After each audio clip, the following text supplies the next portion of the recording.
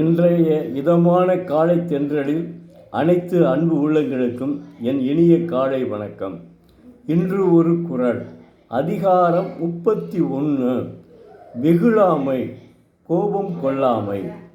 அதாவது குறள் எண் 301, குறள் எண் 301.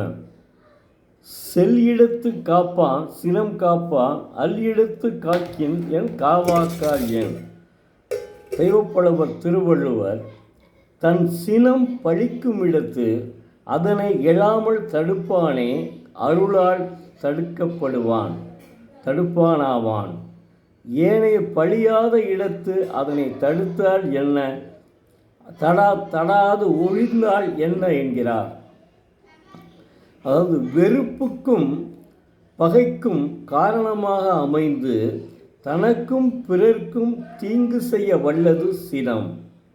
எனவே சினத்திற்கு இடம் தராமல் காத்து கொள்ள வேண்டும். தன்னுடைய சினம் பழிக்கும் இடத்தில் சினத்தை செல்லவிடாமல் தடுப்பவனே சினத்தை காப்பவனாவான். பழிக்காத இடத்தில் சினத்தை காத்து கொள்ளால் என்ன, காத்து கொள்ளாவிட்டால் என்ன? அப்போ அந்த அளவுக்கு சினத்தை பழிக்கும் இடத்தில் தான் காப்பாற்ற வேண்டும். பழிக்காத இடத்தில் அதை காத்து என்ன, காக்காட்ட என்ன? அவர் என்ன அருமையாக சொல்லியிருக்காருங்க. முதல்ல கோபம் கொள்ளக்கூடாது.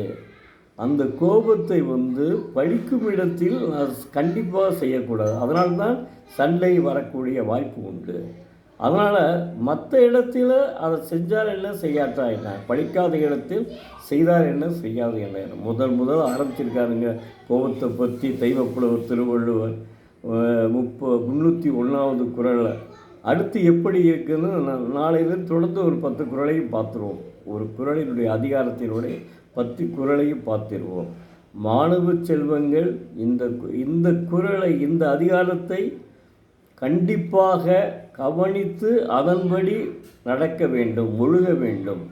உங்கள் அந்த ஒழுகல்தான் உங்களை கடைசி வரை காப்பாற்றும். நன்றி, வணக்கம். நாளை மீண்டும் ஒரு குறளுடன் உங்களை சந்திக்கும் எழுத்தாளர் சோ. பரமசிவம், மதுரை.